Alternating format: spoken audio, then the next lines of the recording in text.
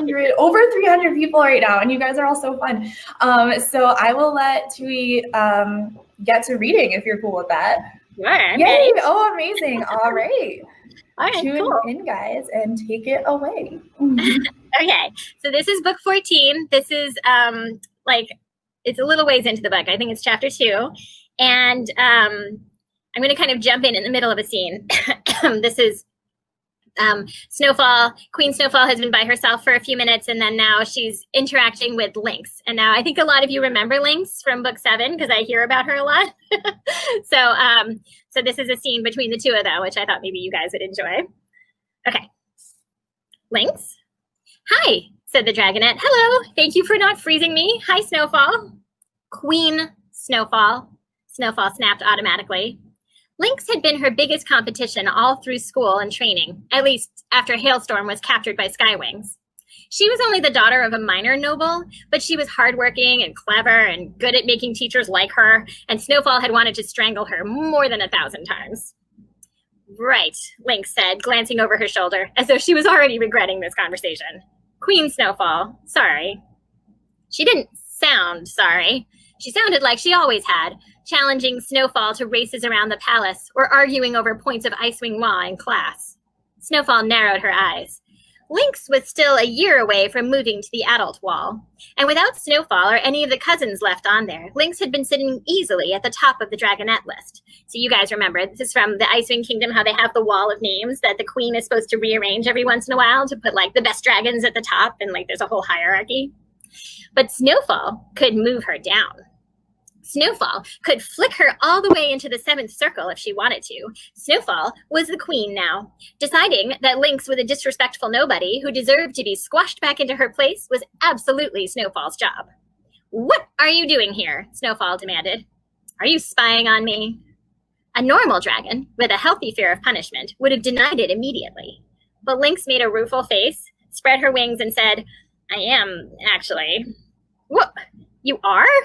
Snowfall scowled at her. Why? Is she working with the Nightwings, or the invading dragons, or Crystal, or all of the above? Or is she writing to my cousin Winter about what a terrible job I'm doing? They were always too friendly, those two. Maybe she's convinced him to round up a bunch of sea wings to attack us. I don't know why, but it's possible. Because I'm worried about you, Lynx said frankly. Snowfall, are you all right? Snowfall's entire brain stopped working. It just rolled over and lay there, suddenly full of nothing to say after months of nonstop yelling about everything. Her mouth was all, hello, any thoughts? And the response was apparently, nope, just flap around like a bewildered walrus for a while. Snowfall? Lynx said after a moment. Did I break you? She reached out and tapped lightly on Snowfall's forehead. Nobody tapped on the queen's forehead. Snowfall jumped back and stared at her. Nobody asked if the queen was all right either. She had never been asked that question, and certainly not since she became ruler of the whole kingdom. Of course I'm all right, she snapped. I am the queen. Those two things don't necessarily go together, Lynx observed. I think maybe the opposite, actually. Why don't you think I'm all right? Snowfall demanded. What are you trying to say? Do you think you'd be better at this than me? Oh my goodness.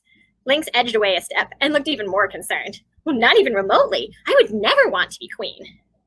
The correct answer, Snowfall said in an icy voice, is no, Snowfall. You are doing amazing. You are doing amazing, Lynx cried. See, now I don't believe you. Snowfall wrenched a light globe off the tree and batted it up at one of the windows that overlooked the courtyard. Some aristocrat was going to wake up in the morning and be very confused about why he had a second light globe bobbing gently around his room. Lynx watched it sail over their heads, then returned her gaze to Snowfall. I'm just worried about the fact that the only dragons you ever get to talk to anymore are old and bossy and kind of mean. Snowfall let out a snort. That certainly described the council of powerful Icewings who had nominated themselves to guide the new young queen. Some would say that I am bossy and kind of mean too, she said to Lynx haughtily. Oh, you are, said Lynx, which was not the correct answer either. But that means you need to order some kind, agreeable dragons to hang out with you, ones that won't make your brain hurt all the time. Like you, I suppose? Snowfall asked. How does she know that my brain hurts all the time? No, no, Lynx said. I'm not agreeable at all. You would be like, fetch me a narwhal. And I'd be like, oh, why? Narwhals are heavy and I'm reading. And you'd say, but I want one right now. And I'd say, then go get one, bossy tail. And you'd bellow, I am your queen. And I'd be like, yeah, but this book isn't a really exciting part though. And then you'd probably have me exited. I'd be so irritating. You already know this about me. How do you know that my brain hurts all the time? Snowfall blurted. I mean, that is, what makes you think that my brain hurts all the time? Well, Lynx said carefully, flicking her tail, you haven't stopped frowning since the beginning of the plague, and that would give anyone a headache, I'd think. And my brain is always tired when all I have to do is study and train and stay at the top of the Dragonette rankings. You have to do all the queen stuff. And then, also the sad bit? No. Snowfall stamped right over Lynx's last words. No time for that.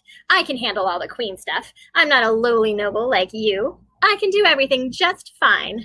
This is what I've been preparing for my whole life. Well, sure, but there was supposed to be more of a whole life first, Lynx pointed out. Like a couple more decades at least, I imagine. You don't know that, Snowfall said. Maybe I was planning to challenge Mother for the throne like next week anyway, because I'm so already ready to be queen. The light from the tree was too bright and she could feel her eyes watering. She turned to pace back to the wall, rubbing her face with one talon. A couple more decades with Mother as their queen, maybe longer. That was what they should have had. That was what Darkstalker stole. She hadn't really had a plan for challenging her mother anytime soon. She thought there would be plenty of time ahead of them before she had to worry about that, or that certain sisters would get there first. I guess I don't know, Lynx said, catching up to her, and walking beside her instead of a few steps behind. How had this dragon done so well on her exams? Did she not know any royal etiquette at all? I guess, Lynx went on, maybe it had to be sooner because you needed to challenge her before Icicle did, right? Or someone else? Maybe it's better this way, with her giving you the throne instead of you having to take it. I could have taken it, Snowfall assured her, anytime I wanted to. All right, I'll stop there. Okay.